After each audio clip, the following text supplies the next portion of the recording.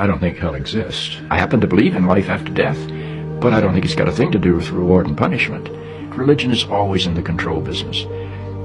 And that's something people don't really understand. It's in the guilt-producing control business.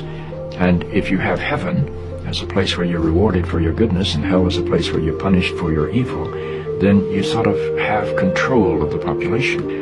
And so they create this fiery place, which has quite literally scared the hell out of a lot of people throughout Christian history. And it's part of a control tactic. But wait a minute, you're saying that hell, the idea of a place under the earth or somewhere where you're tormented for an eternity, is actually an invention of the church? I think the church fired its furnaces hotter than anybody else.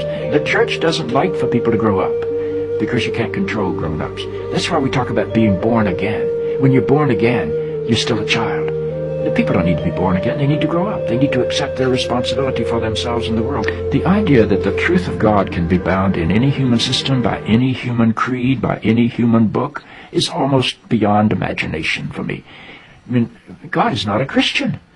God is not a Jew or a Muslim or a Hindu or a Buddhist. All of those are human systems which human beings have created to try to help us walk into the mystery of God. I honor my tradition. I walk through my tradition.